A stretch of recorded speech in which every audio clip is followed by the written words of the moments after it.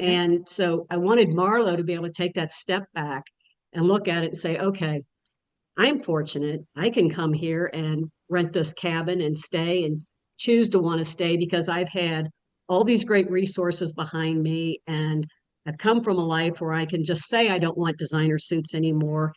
And I can make that easy decision. And this person that stops in, which it's sort of told in the book right away that it's going to happen, doesn't have any choices.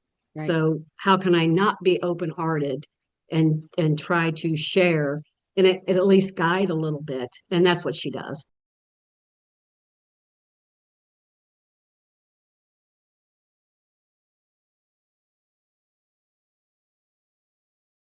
Welcome to our latest episode of Book Reporter Talks To, where our guest today is Lori Foster, and we're going to be talking about her latest romance novel, The Guest Cottage, which I so enjoyed reading this weekend. Thank Our you. reviewer, Bronwyn Miller, had this to say about it. Like lounging in a hammock on a bright summer day, fans of Robin Carr, Jill Shalvis, and Susan Mallory will ease into Lori Foster's appealing story of reinvention, love, friendship, and community. And boy, is that spot on. And with that intro, welcome, Lori. So nice to have you here. Thank you so much for inviting me. I appreciate it. Well, let's start out by you telling us about the guest cottage. So I'm a big believer in life that a lot of times it feels like everything's coming down on you. Things are going wrong in every way possible.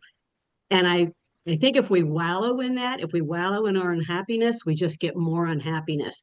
So I wanted to write this character that everything imploded on her. She had a husband that cheated on her, and she was going through he was very well to do, and she's going through a grueling divorce. And before she can finish divorcing him, he dies. Mhm. And so then she's got to help his family get through the funeral and all those problems. And this poor woman is just overwhelmed, but she decides she's going to make a fresh start. She bolsters herself instead of sitting there feeling sorry for herself. She does, it's time to get it together, time to be me, time to figure out what I want to do. And she goes to a little small town thinking that she'll just be there to refresh and get a grasp. And instead she finds basically where she's meant to be. Mhm. Excuse me, I'll be coughing a lot through this allergy season. But she finds where she's meant to be, the people she's meant to be around, the real purpose that she wants in life. And she finds a really, really unexpected best friend with Mhm. romance. She also finds romance because I Oh, can't write without having some romance in there. oh, and that starts So, pretty early. That attraction scene was pretty early in the book. Pretty early that they were attracted to each other. I but love. it's sort of a slow burn. But yeah, they meet early on. Yeah, they met and saw each other, and there was a sparkle there. You Yeah. know, so Marlowe's main character spent most of her life in her husband's shadow. He made all the major decisions. He made where they'd live, how they'd live, the social life they'd have. But being his wife made her a woman that she didn't exactly want to be. And she didn't realize this right away. But with this move, she wants to reassert herself. And what I really loved is there are a lot of women that do go through that in life is they become somebody else when they get married. And I have this joke that I always say people in their teens and 20s and really their 30s sit there and have the best boyfriend, the best house, the best everything. And then sometimes in your 40s and 50s, you wake up and say, this is not what I signed up for. And you Yeah. start to rethink. And in her situation, they were getting divorced. He'd had an affair. He had done everything wrong. But she really turned her life around instead of just wallowing. And it was very interesting the way you took her on this other trajectory path to pick a little town and say, I think I'll try there. Well, because she'd been in like the corporate world, a very wealthy family, which was one reason why she sort of let him lead her down that path. She was not born a super wealthy person. So you're immersed in this new world. She loved her job. She was very, very good at her job, but she didn't feel like she had always been meant to be a boardroom shark. She thought she was supposed to be inside herself a warmer, kinder, gentler, slower going person, not always on the attack. And so that's what she really wanted to find. And I think that happens to many, many people, men and women alike, and sometimes kids who get too wrapped up in an Mhm, early romance and they think mhm. this is exactly how I want it to be, and they never really get a chance to realize there's more out there. There's other ways you might want to experience life. So that's what I really want in it. In most of my books, at some point, the characters realize if this bad thing hadn't happened, I wouldn't have found this really good thing. So Right. sometimes bad things that happen are just an opportunity. Yeah. It's a door that opens that you didn't even realize was closed. Yeah, and they're So, just sitting there going, I could change my life now. She's looking and saying, mhm, this is really an opportunity to not right. stay in this town where everybody looks at me as poor me, and instead Yeah. go someplace and just be who I want to be. And I love that her love interest court comes on the scene early in the book. I mean, like, okay, he's going to rent her the place, and it's sort of like sparkles start immediately. Though he's holding back, she's holding back. Was that always going to be so immediate? Do you usually do that in your books?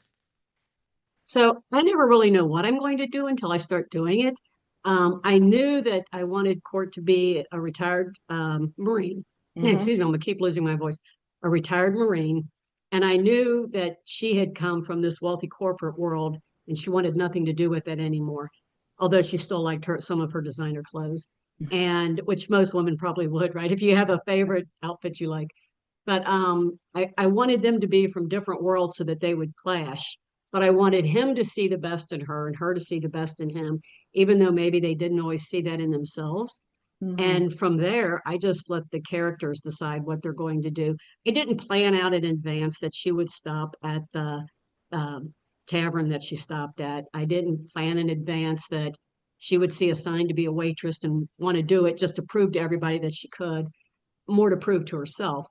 That all just kind of happens organically when I start writing. When I start writing, I know who my two main characters will be, and I somewhat know what their backstory is for why they're where they're at. And I know that it's going to end with a happy resolution because I could not write a book that Yeah. didn't end that way. But that's really all I ever really know until I sit down and the characters take me on a little journey, Yeah. So the which small, sounds yeah, this sounds ridiculous, I know, but that's how it works. no, no, no. And I think that until you get to know your characters, you don't know what they're going to do, and you don't know where you can push them or what Mm-hmm. you can have them think about or relish or whatever. This town of Bramble has got some rules about who can live there permanently. So share those because is there a town like that, or where did you come up with that idea? There is. So I usually, when I figure I want to write a town, I figure out what it is I want the town to be, and then I look it up and try to, the internet is a great thing now. You can put into any of the AI things and say, is there a town that will only allow so many people into it?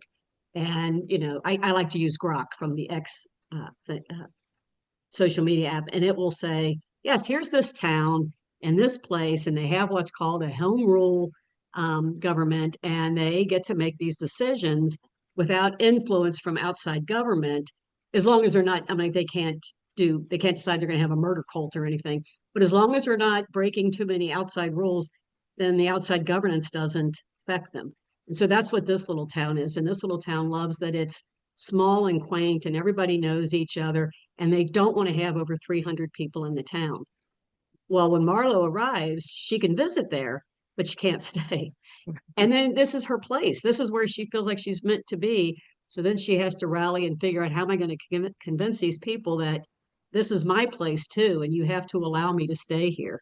But she, like I say, she came from the shark world and she can figure it out and started working on it. And of course, she gets the hero on her side, and a lot of other people in the town sort of adopt her and decide they like her too. So it helps. Yeah, it's just, but this really fun story of wait, I can't live here. Why? You have a limit on how many people can live here.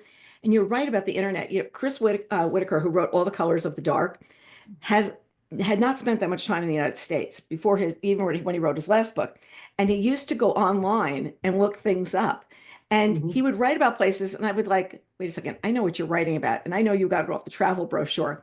And he's on this crazy tour right now, and they keep bringing him back to the States. And I said, oh, soon you won't need to be looking things up. You'll have been there. So, but it is amazing how much you can learn now, like feeling like you're in a place. You can watch Mm-hmm. what goes on in the town. You can read so much online that we never used to be able to do.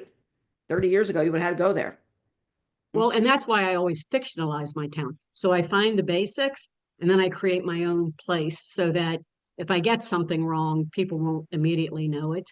Yeah. And now too, other authors are just a great source of Yeah. information. So there's when I was started my a different series that was set in Colorado, um, different authors who lived in Colorado. I'm like, can you tell me what kind of trees are there in the fall? And, what do people do in the winter? And it was great. They said, well, if you're going to have this, you need them to be on I-70. And, just gave me all this obvious to them information that I wouldn't have known because I don't live there. Right. So Right. It's other like, this community of authors and industry people like yourself and it's the greatest community in the world. I can't imagine there being another industry where the people are so helpful and friendly and overall joyful about yes. books and what we do and how we do it and the love of books. So And telling stories and telling stories. I remember I went to my first book expo in 1996 and I walked in and I didn't know anything. I didn't know what a big publisher, I knew nothing. I mean, absolutely nothing. We're starting right. this book site. So I went and I threw all the catalogs in a box and I sent them home and I went to the movies to watch Mission Impossible because I said that's what I felt like we were doing because we didn't know the business. And it's the people in this business are so warm and so interesting. And when you sit down with authors, so many times you think there's going to be a competitiveness, and there's not. It's more of a Yeah, I've never run camaraderie. into it. Yeah. Yeah. I've never met that with other authors. They are so supportive of each other. And we celebrate each other's when one author does something that another author hasn't, it just shows you what can be done. Yes. So then you can cheer them on. You said that 96, that's when I very first published.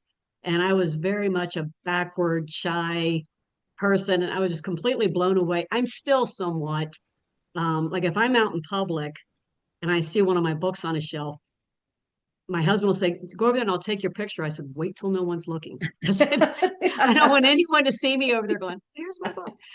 And my author friends will say, "Oh, I hold it up and tell everybody I wrote this." And I'm like, "Not me. I'm kind of trying to get in and out without anybody noticing." Yeah, So yeah. I'm It's still a little bit shy that way, but I love seeing my books on shelves. That's a hoot. and So you love seeing like which ones are there and wondering why the bookstore picked those to be selling. And then when somebody picks your book up, I mean, I can't imagine being like on an airplane and seeing somebody reading the book and just say, "Oh, wait a second, that's me. I'm the one that wrote that." I'm yeah, the one that did that. Sitting on a yeah, beach. it's always a kick. Yeah. One of my friends says, "I'm just going to patrol up and down the beach and see if anybody's reading me right now so I can sit down and relax." I Yeah, said, it's the that funniest would be line hilarious. of Yeah. what's going on. So we're settling into Marlowe's life, back to Marlowe. And then somebody comes into her life that's a surprise and brings a little surprise as well.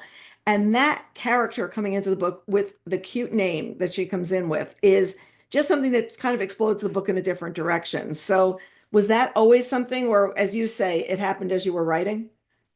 Well, I kind of knew that was going to happen because I wanted Marlowe to have not only all these other things to tackle, but as soon as she feels like she's getting her feet under her and she knows what she's doing, bam, here's this other giant surprise, which again, it just seems like a slap in the face, but it turns out to be another one of those truly wonderful things for her. Right. And again, I feel like it's how I'm a huge believer that perspective is everything. When my excuse me again, when my I have three sons, and when they were younger, and they would be running around the house and making a ton of noise, and I would be telling them 10 times to put their toys away and begging them to get your teeth brushed. It's almost time for bed. I would always stop and remind myself that they were able to be up running around playing because not everybody gets that. Yeah. And so I think when you stop and you think, okay, yeah, I really want these kids to settle down, but also how lucky am I that I have three exceptionally healthy kids? Hmm. So and I still do that to this day. I try to remind myself of my fortunes because I have many, and I don't even mean being a published author. I just mean life in general.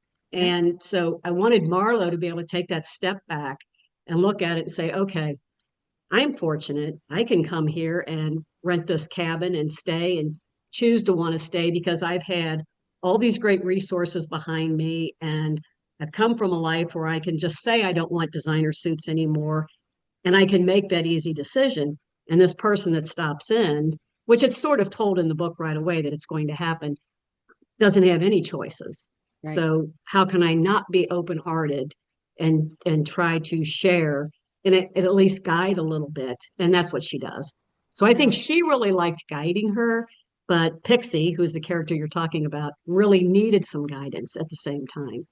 I loved her name. I loved her name because you just thought like it's pixie dust. It's somebody who's just going to sparkle, but hasn't been hadn't had a chance to sparkle. And I think talking about somebody who's not from that way of life, somebody who's got had a very tough life along the way, and has been, just been put upon so many different ways to bring this character in. first of all, Marla's seeing how lucky she is and how lucky she's going to be able to share with somebody else. And sometimes you just need that in life to sit there and you're right. Take the step back and say, yeah, I want them to brush their teeth, but they can go in and brush their teeth. Right. You also realize And I that, can supervise it. And we have toothbrushes and we have toothpaste and we have running water yes. and we're in a warm house. Yeah, there's just so many things that I think we on a daily basis can take for granted because we're so fortunate we Hmm. can do that, So It's I so try funny. to remember all the little things. We're at an age where a lot of our friends are having grandchildren and they're thinking Mhm. them in the baby stage. And Yeah. we don't have any grandchildren yet. My husband is very funny because we were out on Mother's Day at a plant nursery, and these children are going, "No, I want that one. I want that one." I said, and then they talk, and then they tell you what they want. And I Yeah. said, right now, we're so concerned about how cute they look, in these outfits and all this kind of stuff. And then they're going to have opinions, and we're not up to Yeah. opinions yet. And we both started laughing because we'll be out to dinner sometimes and we'll just see somebody running around the restaurant and we'll sit there and go, was one silently sitting in a little car seat at the table? Right. And it is these moments where everybody starts to express their own personalities, no matter, what parents have in mind or, anybody has in mind for them. And I just love those moments because we're sitting there saying, the little baby, the most they can do is cry. That's the most that's going Yeah. to happen. And then the word no has not entered anyone's vocabulary at this point. Well, and it's such a different world. I have four grandkids, and each one of them has their own unique personality, and they talk about things I don't know anything about. Mhm. The three older ones, and I'm like, I'm completely confused here. This wasn't anything I did at 20. This Yeah. wasn't anything I did at 13. I have no idea. I've never heard of that game. They're playing video games that I've never heard of. Never heard And of then they them. want to tell me all about how well they scored. And I'm like, this is out of Mama's purview. I don't know what you're talking about. So you have to go I talk to your did dad this. about that. But what's really interesting? I heard about, these drone, we're fighting a lot of wars with drones. And they said Hmm. the thing you do is you bring in these kids who have gamed because they're unbelievable. They said the 20-year-olds in Lebanon are like amazing at what they're pulling off. And I said, oh my gosh, that's like really funny. They said, yeah, they got those trigger fingers. They've been used to doing it for Yeah, years. And it's kind of thing where there was a whole different skill set that we just never right. had and played with. I still remember putting together music tapes on cassette, like put a little music track and putting it together and thinking we were genius, like pure Yeah, genius at what we were doing. Now, different times. now you're dancing and singing on TikTok. I mean, it's just you have a whole Yeah, different way of living your life. It's totally yeah. different. Was there any real special inspiration for this book? Was there anything that, you sit down to write, but was there anything you saw like in a store or something like that when you're walking around and said, I could see this thing? Sorry, I have a cat in the background crying, wanting out. Well, you can let Oh, that cat dear. out, honey. So my husband's sitting over there, and he's got headphones on, so he didn't realize the cat was meowing loudly. Like, Yeah, yes. yeah. I'm trying to signal over here, and he's missing it. Um, I get inspired by everything, and it's generally not something I've seen in a. Sometimes it can be something I've seen in a store. Sometimes I love movies. I can be watching a movie and see one name in the credits, and a whole story will bloom on me. Things like that happen to me all the time, but mostly in this book, what inspired me was the idea that um, you make friendships that are very unlikely. Mhm. So Marlowe gets very close to Herman, who runs the I forget the name of the something Dry Frog Tavern or something, and Yeah, that's yeah, exactly Frog Tavern. Yeah. I write so many books, and a lot of time, like right now, we're talking about this book, but I've written four books since I wrote that book. So I probably should have glanced through it and refreshed my memory of all those little things. But you And could I see a read it place this like weekend and can't remember which frog we're talking about. So I mean, just the same case, because same thing. you've probably read a bunch. Yeah, that's the thing. I'm not real good at retaining. Actually, I don't title my own books. I leave that to the publishers to do. Okay. Okay. I write the stories. I don't quibble too much on the covers because they have an art department to do that. Right. I'm not talented when it comes to titles, so I don't attempt to do that. I just try to put what I can, excuse me, into writing the story and hope it's good enough. So that's where I do my best. But with this book, it was the idea of an older established woman who didn't necessarily want any children, and a much younger, not established woman who has a child. And like you were saying, you look at other people's grandkids and you think when they're up chasing those kids, good luck. For me, that's Marlowe and Pixie. Yeah. Marlo does, she's at an age where she's just found herself. She doesn't want kids. Right. She's, lived to this age without them and she's happy without, and not every woman wants to be a mother. And Mm-mm. then there's Pixie, who had no real purpose in her life until she realized that everything was for this child Mm-hmm. and that she would have no pride. She would do whatever she had to do. I'm so sorry. Mm-hmm. Ooh, froggy throat, trying to protect her child. Mm-hmm. So I think those are two very real female instincts: Mm-hmm. protect who you are and to protect a child that you've had. So I Mm-hmm. just wanted to meld those two together in a Yeah. way. And that really, really did happen. And so when you sit down to write, do you have the entire story in your head? You're I mean, you're feeling your way from what I'm seeing is you're sort of playing with the Play-Doh at the same time of what am I going to create? What am I going to do? You know? That's it. Yeah. Yeah, I really have no idea. I don't know secondary characters. I didn't know there was going to be a Dry Frog Tavern. Um, I start out with those two basic characters. I had Marlo get in a car, leaving with the funeral behind her and showing up. And I thought, when will Court come into this? And then there's Court at the tavern she stopped at. So until she stopped at a tavern, I didn't know she was going to do that. It's Hmm. I write books the way I read books. I just discover things as I'm turning pages. And so far, that's worked out fairly well for me. I don't really have a problem with writer's block. I think because I don't talk about my stories in advance, Hmm. which I know a lot of authors like to do. And I'm a huge believer every author has to find what works for them. Hmm. What works for me is keeping it all up here, just locked in tight. And the only way I know what's going to happen is once I write it. And Hmm. if I talk about it with other people, then I feel like it's already been told. So I want to tell it as I'm writing it, discover it as I'm putting it on the page, doing the best I can to get what I see in my head. So like I'm in the car with Marlo and she's driving down the road and she's taking note of the quaint buildings and the beautiful trees and oh, there's a tavern. I'll pull in there and get directions. And that's just kind of how my brain works. Right. You're And then traveling and down then the of road. course, yeah, there are times when I feel like, oh, I got a little too lost in looking at trees. I better trim some of those trees out of there. I'm a huge nature lover, so that'll be a little too lost in looking at trees. We'll trim some out and we'll get in there and see what happens. But that's pretty much how it works for me. And then I see what, someone steps in and says something and there's a conflict. And there was a scene at the end of this book where someone gets a little bit hurt. And I didn't see that coming either until it Mhm. happened. And I was more mad than the character, I think. I was sitting there thinking, you better do something, girl. Don't take that. But that's me. Yeah, yeah. And it's also, your past comes back to find you sometimes. And then what happens when that arises and you're somebody completely different at that point? And how do you deal with these people? So you didn't have any idea how you're going to wrap book either before you started writing. You didn't because you hadn't visualized all the characters and everything that's going on. When did you know this is going to be the end? This is where I can take them.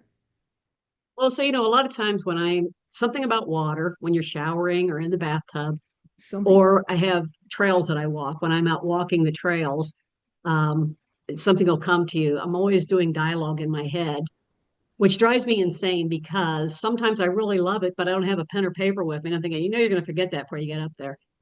And a long, long time ago, I had a lighted pen. And in the middle of trying to sleep, I wrote myself a note on a notepad next to the bed. And then I forgot about it because I wasn't to that scene yet. And we had people that come and clean, and they saw this hideous note on the bedside. It said something about 911, emergency services, abuse.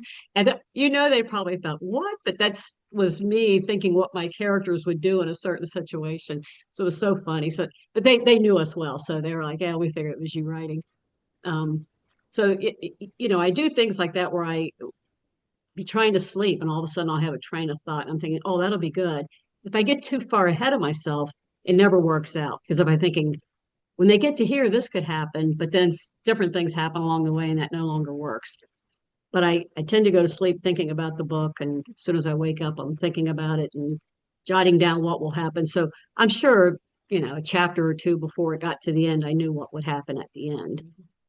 I think that authors need markers that are work in the shower because I've heard a lot of really good ideas come and somebody told me once, I can't remember which author, they actually wrote it in the steam in the shower and then had to get Oh, out really quickly to write down before the steam evaporated. But I said, I really think that in all the things that have been invented, something for the authors to write in the shower is a good one because that's where some of the best ideas come from, I've heard. It's You should do that. Say you'd be a millionaire in no time. yeah, exactly. It's like every author would say, get me that thing. And also I know I send myself a lot of notes on my phone and I'll Mm. just put them in drafts. And the other day I looked and I had 220 drafts. And I'm like, Oh no, yeah. what do I have here? Do I have a recipe?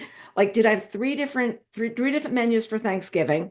Like, and you just put everything in there. And I was like, I think I just better sit tonight and clean this out and just see what's in here because, but it's the way you can do notes now, which you couldn't do at the beginning. When you first started Right. writing, it was sit at your computer or sit and write on paper. You didn't have all these other little tools to help you work. I'll speak into Siri, and when I'm in the bathtub, I'll speak into Siri, and I'll be saying, period, quotation mark, this. And then someone calls and I'm saying, no, I'm in the tub right now, period. I'm like, no, wait, I don't need to tell you a period's there. you know, I can't talk right now. I'm in the tub. But I sort of carry over my Siri speak, Yeah. from my iPhone. I'm like, I gotta get out of that. One night we were driving to the movies with a friend and she was talking to Siri about how to get to this movie theater. And then she yells, Siri, I'm going to kill you. Like just like that. And Siri goes, please, the nearest place for suicide prevention is, and starts going into this whole thing. And she goes, no, Yeah, Siri, you need this, not me. And yeah, they're going, the yeah, nearest helpline is, and I said, would you just stop talking to the phone? Because we're yeah. going to have a cop out here in about 5 minutes if you keep doing this conversation. But it is interesting is the way you do speak and it's, comma, punctuation, whatever. I try to throw it in, even when I'm just giving myself a quick note, because it makes it easier to decipher Right. when I get out of the tub and look at it so I can jot it down real quick. So, But isn't it funny sometimes how the phone writes the word? Like I have a number of friends that talk to text, and I'll be looking, I'm like, what did they say there? Like, what was that supposed to be? yeah, Because I can't figure out why we have pasta in the middle of this whole yeah. thing. And it was I don't past. know what I was trying to say there. It's like, let me see if I can figure this out. Now, fireflies also play a role in this book, and this is a first book in a firefly series. Mhm. So, is this town going to be part of this book, or where are we going with the fireflies? So it'll all happen in that town. The town's kind of the lure for people, Yeah. but they're still trying to keep their limited number of people. They just don't want to explode. So the second book will be Pixie's story and new character that comes in. And I know that story, and I have an idea for the third story. And fireflies will play into it again, just because when I was a kid, we had a summer house in Kentucky. I shouldn't say house; it was like a cabin. There was no heat. You didn't go in the winter, and the water came straight from the lake. So when you showered, you were basically bathing in the lake water. You had to bring your own drinking water, and the shower had to be like 5 minutes long because then the hot water was gone. It was a very tiny hot water heater. We had one bedroom that had a queen bed and then two twin beds. And my mom and dad slept out in the living room on a fold out couch. But we would spend all our summers there. You would get up in the morning, take off your nightgown, put on your bathing suit, and you wore your bathing suit all day long. And, you'd swim, water ski, do whatever you did. And then when you got done, mother would hand us a bar of ivory soap because it floated. You would bathe in the lake and then put your nightgown back on. So it was a very, very simple summer there. But I can remember all the fireflies. We would sit, you get, like one channel on TV. Mostly we colored and played checkers and things like that in the evening because you didn't get very good TV reception. Much simpler times. I Much wish I'd simpler. been as avid a reader back then as I am now, but I wasn't. And the whole hill would just light up with fireflies. So it was sort of one of those nice memories that sticks with me, sitting there and seeing all the little lights blink on and off. We used to Um, love collecting them. We put them in jars and the jar would light up and yeah, I don't know. It's something that evokes summer and a special time. And especially if life has gotten so complicated and the fireflies are so simple and they can light right. and be such a simple thing, but really make you smile. So It's just was a there, very calming image, I think. yes, A darkened country hillside and little fireflies flickering on. So exactly the way you feel. And you know the place when you think that, when you think about the fireflies. Was there one character that was the favorite of yours to write? Um, well, I really liked Herman. I think his name was Herman, the guy that Yes, ran the saloon, the yes. tavern, because I think he was so good to. the retired Marine. He was really good, I thought, with Marlowe for being he kind of became like a father figure for her. And he he was very upfront with all the other characters in the book. You know, you got the one guy that doesn't hear well and is always shouting, as people with hearing problems do. And he was just so good with everybody, I thought. He felt like somebody I'd like to know. But he Yeah. was very much just a secondary character, but I enjoyed him whenever he was on the scene. And then I loved the little baby. I thought the baby Yeah. was adorable. So Yeah. Baby was sweet. Baby was sweet. And he cried at the right times, and then they, soothe him as whenever babies never do, you know, never they do. always cry at the worst of times, but Yeah, the worst of times, and there we just go. So, okay, so who saw this first when you finished it? When you finish your book, does the editor see it first, your agent, friends, husband? Who sees it first? so my husband does not read my books. Mhm. He's an amazing husband, but he doesn't read romance or women's fiction or anything like that. He reads true serial killer Oh, biographies, and so I don't think he would have any interest in it, and I wouldn't want him to read it if he wasn't going to enjoy it. Plus, if he did, then he might want me to read some of that serial killer stuff I don't want to read. So, and I like for my agent to agent, but I don't want an agent who's an editor. Mhm. So I send my books directly to my editor, who's Alicia Condon right now, who's amazing. Years ago, I was at Kensington and I had Kate Duffy, who was also amazing. Mhm. So Mhm. I have a broad love for Kensington anyway. It's just a very unique publishing house. And so she read it first, and then uh, when she wrote me really, really nice notes about how she felt about it, at that point, then I guess my agent saw it. I don't know. It was sent to him at the same time, but I don't know that he reads it right away, you Yeah, know, you're not looking for that feedback. You're looking for the feedback from the editor only instead. from the editor. Yeah. Yeah, from the editor. The audiobook is narrated by Piper Goodeve. Have you heard the audiobook at all? I haven't. So with another publisher I'm with, Marnie Penning was always my narrator. And I've met her. She's a lovely person. But this was the first one coming back to Kensington. So that's an all I would love to meet her sometimes. But no, I haven't listened to it. It kind of embarrasses me to hear audiobooks of my own, you Right. know, because it's just a different voice and it's like, oh, those words were in my head and seen by my eyes, not heard by my ears, if that makes any sense at all. Yes, yes, So yes, it's yes. it's a little bit jarring. I love listening to other people's audiobooks, but I don't know that I would have deliberately listened to my own. There was something we started talking about a couple of years ago because audio became really important, not like your Hmm. rights to Finland. It Right. used to Yeah. really Yeah. not matter. So then it started to matter. And a number of authors said they started reading their books aloud because they'd hear that they said the same word too many times. Hmm. And they could hear it within a paragraph or a couple of paragraphs that you never would have noticed reading quite the same way because you would go over the word, but hearing the word made a difference. And I thought that was like pretty interesting because they really weren't thinking about how the book would sound. How it would read Right. on the page was important, but not how it would sound. So that was a couple of years ago, and I remember, wow, that's something different. But That would be so torturous for me. More power to any author that wants to do that. But you know, by the time I turn a book in, you've read it to write it. You know, as you're writing it, you're reading it. Then you look it over and read it again. Then it goes to an editor. An editor sends you back. You know, I don't really get big revisions, thank goodness, but you know, a couple little things to maybe do. So you got to read the whole thing again to make sure you're not duplicating anything when you do those little touches. Then the copy editor reads it. You got to look over the copy editor things. And by the time I'm done, I'm like, I just want to be done with this book because right. usually at that point you're already in the middle of another book, so you have to put that one aside and go back to read this one. And my contracts always seem to overlap quite a bit. And if I had to sit and read that thing out loud too, it's like I'd probably just pull my hair out. But so I do ask my editors because I know I'm bad about repeating favorite words. You know, you have a word that just seems to fit for you, and so I'll use it over and over. So I always ask my editors, watch for repeated words. And if I use the same word too close, like, you know, he sat back on the hardback chair. I don't want back and back that close together. Okay. So I'll ask them to watch for that for me too, with a fresh eye. And they're good at catching that for me. So you were writing about how many books a year? Two, three? Well, I used to be like almost six, which I can't do anymore. I've gotten so old.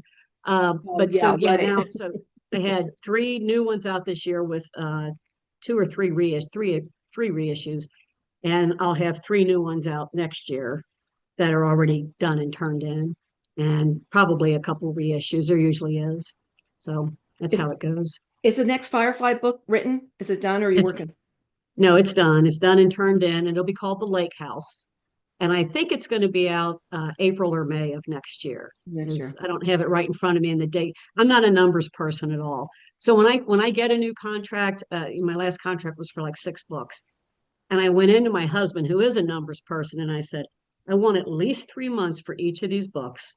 So can you figure out for me when I would tell them basically what the idea is going to be, when I have to turn in the full book, and when will because they pay us in the 4 parts, Right. and when the payments would be, and make sure all that's spaced out 3 months apart. He's like, but he does it for me because I my brain just does not work that way. I'm not a Well, numbers person. it's sort of like the math problem. A plus B equals C divided by D plus E, Right. and then maybe times F. And that's your Yeah. equation. Just go see if you can figure it out, honey, and then we'll have Because dinner things are later. overlapping. That's what Yeah. drives me bonkers when things Yeah. are overlapping like that. Yeah. If it was just a matter of a straight line, I could say, well, 3 months is this, and then 3 more months, and but that's not how it works, No, So no.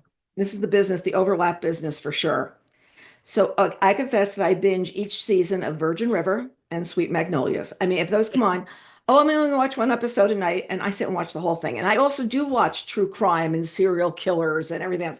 But there's something about those shows, and I feel like the Guest Cottage, the Firefly series, where you're headed with this, be a great screen adaptation. Have any of your books been optioned? And if some have been optioned, none have been turned into movies yet. So, I always keep my fingers crossed. I remember a long, long time ago, I was at a conference, and Catherine Coulter, who I think is an Mhm. absolutely brilliant writer, was speaking to a group, and someone asked her, is there anything you would like to do? And she said, well, she has a unique way of saying things because of her historical voice too. She wrote so Yeah. many historical romances. And she said, I would really like to have a book made into a movie before I stick my spoon in the wall. And that has always stuck with me. I don't know what that means, but I remember her saying it. And I thought, before I'm gone, I would love to see one made into something. But I'm such a happy person. If it doesn't happen, it doesn't happen. I'm not going to torture myself over it. Yeah, David Baldacci had this great line. He says, you take the check when you get it, you blow it up on the wall. And then they say, we'd like to make the man a woman, and we'd like to do this, and we do that. You just look at the check and go, okay. He says, you just have to make sure the number's big enough. So when they move the town to this other side of the lake and there's Yeah. not the cute little tavern, you're okay with it. It's just Yeah. fine by you. It's really funny. Yeah. That would be so hard, though, man. I know, Those right? big changes throw me because it's a whole new book. That's Right. why I said I'm really fortunate. I haven't had to do that yet, but I know my day will come. I don't think anybody skates through here without having to basically rewrite a book at some point. Yeah, rewrite and say, wait a second, wait, why did I put that there? I shouldn't have done that. So a lot of people Yeah. writing series said they have to have a book, like a Bible, like they do with films and series, just to say like who did what. And if they didn't have a mother here, then they can't have one here. And you just have to remember what their Right. backstory was. So each year you host a reader author get together. And this year's, I did some research on this, is next week. So tell us Yes. about that and how you got involved, how many years you've been doing it, because I started reading this morning a little bit more about you. And then I went out and I was reading this and I was like, oh my gosh, this is like a whole conference unto itself. I think my husband said we could, again, I'm not a numbers person, but I think he said we started that in 2005. Okay. So it'd be like 20 years. 20 I know I years. was much, much younger. What was it? When did we start the event? He wasn't listening. He said something and I thought he was answering me. Uh-huh. I think it was 2005. Yeah, And that's the first year. Yeah. he's saying, yes, it was the first year. 20 So I years. have, he sits right there in case I have a question for him. But again, he had his earphones on. I'm going to kick him under the table. Uh, so we started in 2005, and the big goal was to make it like a giant tea party. So we were talking about RWA and what fun it was to go and get together with everybody. And I've gotten a little too old to do too much traveling now. I'm more of a homebody. But I used to love going there, but they'd have parties, and I wanted to go to the parties to see people, but I'm not much of a dancer. I don't drink alcohol. And that's not a religious thing. That's just me being Yeah. me. Yeah. Um, and I know it sounds like I'm a very dull person, but I love talking to everybody and I loved seeing everyone, but I also hated dressing up. So this is, I've got on jeans and a black shirt, and that's about as dressed up as I get. And so I wanted to start something where people could wear whatever they were comfortable with in. And we would always leave a ballroom open. So if someone wanted to go sit down and talk, they could. So there wasn't music playing, there were no expectations. The hotels that we've used have boardrooms, and there's separate little activities going on in each boardroom. Those are sponsored by different really amazing creative authors. It always blows me away, the ideas, the things to do that they come up with in these boardrooms. Each boardroom is like a mini conference. And so the readers, we get anywhere from 400 to 500 readers, and they come in and we have party every night, sponsored by different authors. We have these amazing raffles where people donate raffle baskets. It's become bigger and bigger and bigger. I think it was like $37,000 last year that Wow. we made for Cancer Free Kids, which is an organization that works on gentler ways to treat childhood cancer. Mm. And so we donated, I think it was over $37,000 to them. Yeah. And I also do, every year I do a book. Let me see real quick. Yeah. This was the one for this year with Kensington. Nice. It's a benefit book. So my story in the book, all the proceeds from that go to the Animal Adoption Foundation, which is a no-kill animal shelter. I sell those books there, and all that money goes to the, like, even if I sell previously print copies, all of that money goes to the Animal Adoption Foundation also. And then people sometimes just do donations because they love animals as well. So it's a huge, fun, feel good, super involved, tons of stuff to do event. And then we have two big book signings. So I think we've got 42 authors this year. Yeah. And we have, Friday and Saturday book signings open to the public. And most people, if they come to the signing, the next year they want to come to the whole event Right. because they see all this great stuff going on. I'm ashamed to say I never make it to one of the parties. I'm always back home taking care of my cats and, just resting my brain before the next day. I don't stay at the hotel. But they have great masquerade balls and costume parties, and they do singo, and it's tons and tons and tons of fun, and it's such a feel good group. Last year we had a fire. This is how amazing my group of people are. We had a fire, and at first I thought it was just a drill because you've probably been at a hotel when there's a drill, Yeah. and I wasn't thinking anything of it. And then I saw the manager, and he looked so frazzled. I'm like, "You guys, what's going on?" And he said, "There's a fire." I'm like, "It's not just a drill." He goes, "No, there's a fire. There's a fire in a hotel." Well, all these authors had their books and their promo and everything stored in the boardrooms. And the fire was on the upper floor, so the water was running down. And I'm thinking, oh no, these authors have invested. Some of them are indie authors. They've brought their own books that they paid for. And I was just trying to think, we're the happy people. We're going to stay happy. This is going to work out somehow. And the authors were reassuring me. They were saying, it's okay. We'll figure it out. We're going to, they were all so great. The firemen were great. The hotel was great. There was minimal damage, but some of the rooms we had to take that they had and put them out in a hallway instead.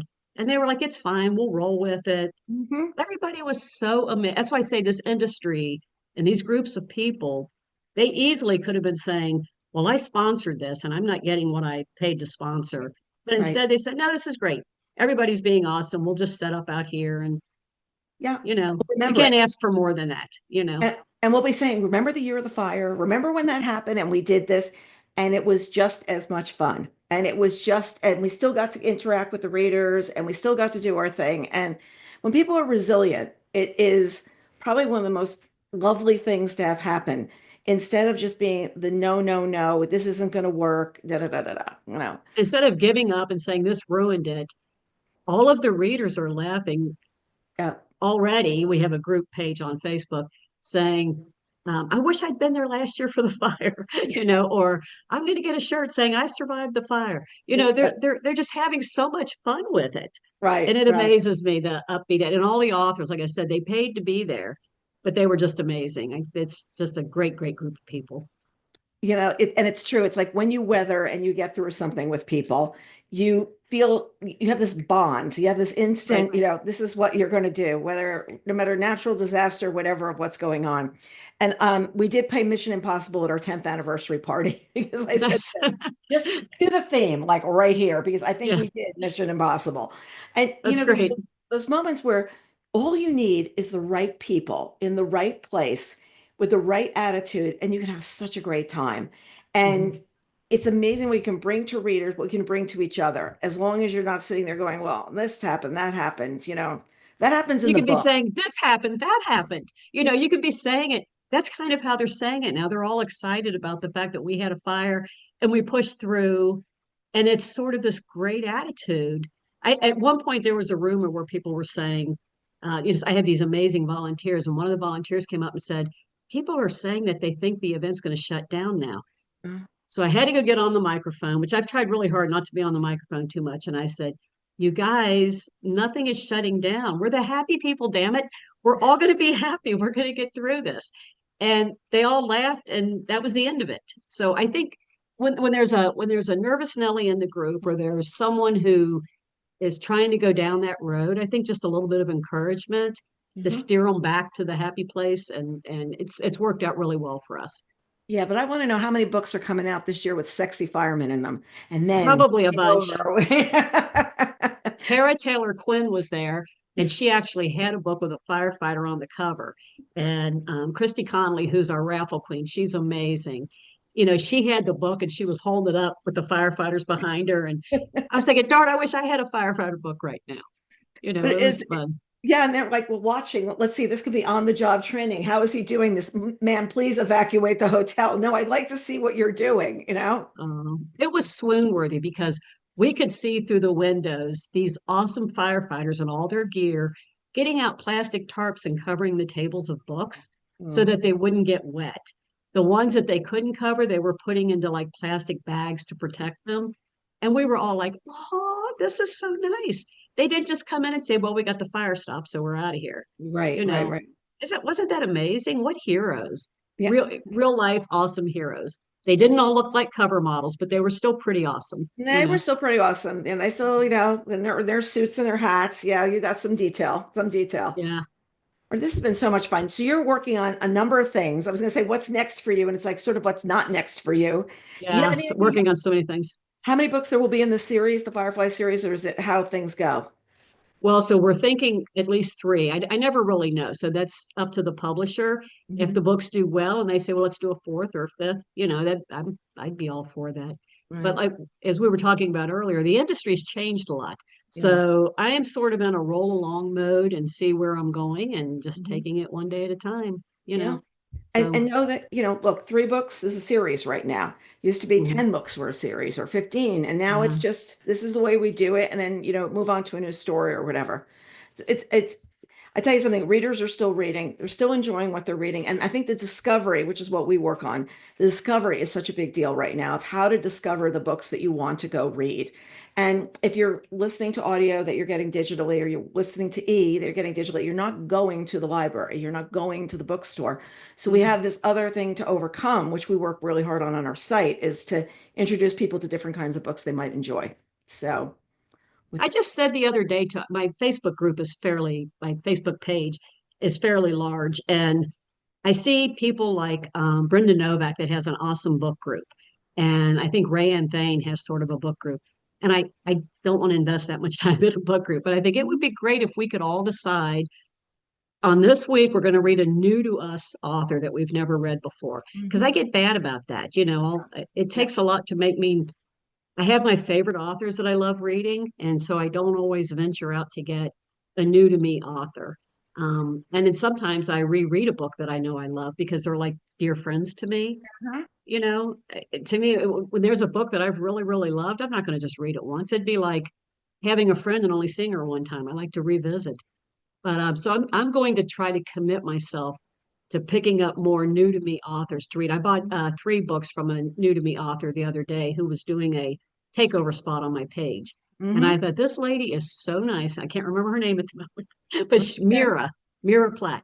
I said, she is so lovely and so friendly to everybody, and her covers are amazing.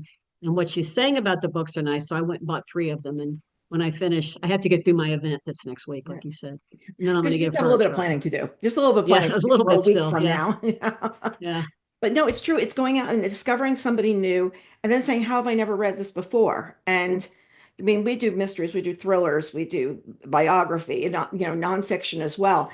And for me, I'm always trying to listen to something and read something. And last night I was listening to something. I just want to know how to end it. So I sat in bed and read it, read the Yeah. ending because luckily I had the galley on my shelf and I said, let me go figure out how this ends so I can go listen to something new tomorrow. But, and it's also, I wanted to see how it ended. And I can read faster than I can listen, even if I put it on 1.5, even if I Yeah. obviously read very, very quickly. So I did the speed reading test when my mother said, before high school, we're going to have you do the speed reading course. And I went and they said, did she take the course already? And my mother said, no. And Yeah. I said, well, she scored like she's taken it already. So but That's I don't great. I remember, wish I could do that. but see, I don't remember character names. I don't, Yeah. like, if you said to me right now, up against the wall, like 2 days from now, what were the lead characters in this book? I could tell you everything they did, but it's the man, the woman, the boy, the girl. And everybody laughs at me because that sometimes I'm sitting there like, well, then the woman did this and the boy Yeah. did that. They're like, Carol, like, really don't remember the names. And I said, yeah, but I remember everything they did in the book. And I'm terrible with titles, you know. mm, I And sometimes author names, I'll be like, oh, who was that historical author I just read, historical romance that I absolutely loved, and I can't think of it. yeah, So I have to go look through what I've already read, figure it out again, and I can't buy the new one when I'm at the store because I don't remember the name, yeah. which drives And me bonkers. it is. Yeah, It's one of those things where you're just sitting there saying, "This is how I read. This is how I do it. It works for me." yeah. But meanwhile, I always get to have conversations with people like you and hear more about your process of how you write this and really what your whole view of how you come to story is about. And I find that so interesting with authors Mhm. because everybody's got a different way of walking into a book. Some people have to know how it ends. Some people have to know how it begins. This is what we're going to do. I So, think Jill Shalvis told me once that she always has and she's an amazing author. mhm. She told me she always has the title before she starts the book. And I'm like, I have no clue about it. I always just went by character name, Mhm. so it's like Marlowe's book or Court's book. Mhm. Because I never know titles. But Mm-mm. I thought that was fascinating. And then I know other people that write everything out and people that deliberately do a rough draft and then a polished story. And I'm like, oh, it would be torturous for me because once I did a rough draft, I'd know how it went, and then I wouldn't be motivated to write it anymore.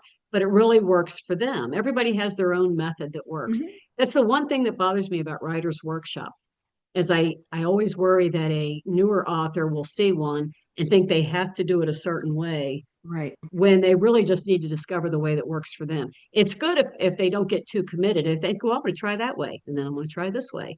But if Hmm. they think, no, I have to do it this way and it doesn't work out, I'm afraid they'll get discouraged, Yeah, you like how know. to write character, how to write this, how to write that. And it's not, sometimes you're writing and you feel something and you feel Mhm. somebody and you say, oh, that's going to enhance the story here, but they weren't there before, or they come Right. out or they leave because, and sometimes they stay on the page and the editor's going, who's this person? Like, oh no, they Right. left. They left like Yeah. four revisions ago. Sorry about that. Laura, this has been such a pleasure. Thank you so much for joining us today. I really appreciate your time. Thank you so much. I really appreciated it. It was fun. And I know I tend to prattle on, so I apologize for that. I No, get no, no. going and I can't stop. No, no, no. It was wonderful because I really wanted to hear your process and what you did and share that with the readers because, we do a lot of things because people can't meet all the authors they want. Like we do this Bookaccino Live book group and we do Bookaccino Live where we talk about the books that are coming out in the next 4 weeks and 2 months after because we feel like there's so many places that people will never hear about the books or they're not going to be in the area to do this. Remember one time I actually have it on a picture up here is this winding road out west. It was in Colorado. And I said, this is the road like Amazon was made for because there's no bookstore here. Like there can be, like the bookstore is like 40 miles away easily. And yet those people still want to hear about books. And whenever we do an event, we ask people what city and state they're from. And at the end, we put that together. And I think about the author may never have gone to Iowa. They may not have gone Mhm. to Idaho. They might never have gone to Hawaii. And where did we get some exposure to their book that day? And that's the part that makes me happy is Yeah, getting the word out. And we also started on America Online, so we're across the country. We're not just the two coasts. And I believe very, very much in that because too much of the media comes from here and there. And right. it's really, everything that happens in the middle as well. So Yeah. on Well, you're that. doing an amazing service, and I thank you for it. Thank you. And I hope to see you somewhere along the way and have a great time at your event next week. It sounds like it's going to be spectacular. Thank you. I appreciate it. Take care. You too now.